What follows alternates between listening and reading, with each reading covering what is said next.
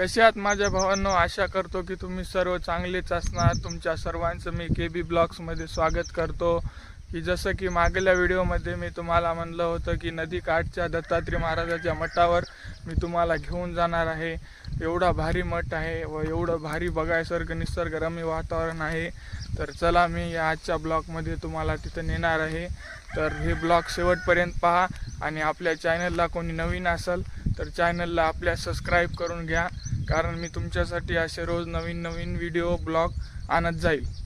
तर चला आपण त्या मंदिराला जाऊया।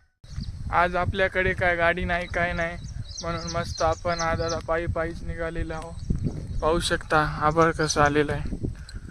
आज 100% पाऊस येतोय वाटते। पूर्ण असे सगळे काळे ढग झालेले आहेत।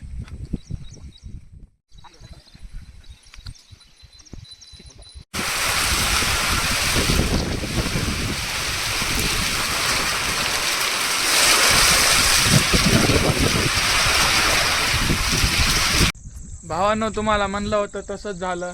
तुम्हाला म्हणलं होतं ना पाऊस येतोय, तर पाहू शकता आताच पाऊस आलाय। पाणी पण साचले, जास्त मोठा नाही, छोटा पाऊस पडला। पाहू शकता। काय करायला नितीश? लाईट आपल्या मशीनचा एका दिवशी व्हिडिओ बनवून घेऊ।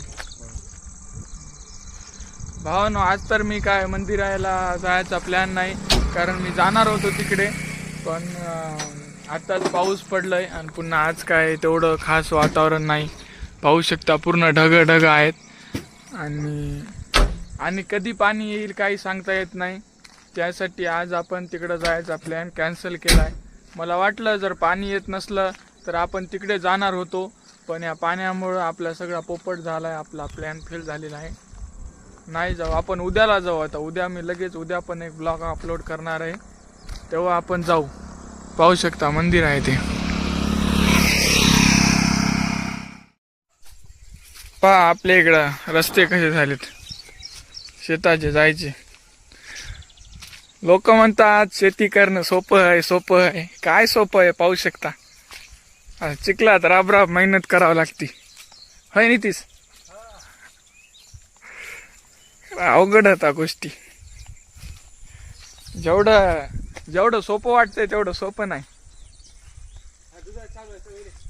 चला आपण आता भागवतरावच्या आखाडे आलो, तर आपण इथला पण एक पूर्ण असा ब्लॉग काढणार आहोत।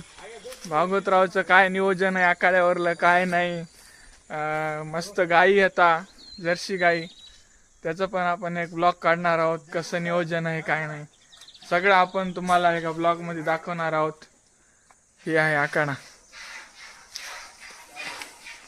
सध्याला दूध काढणे चालू आहे भागवतराव। तर त्यासाठी लवकरात लवकर आपल्या चॅनलला सबस्क्राईब करून घ्या। भेटू समोरल्या ब्लॉगमध्ये, तोपर्यंत बाय बाय।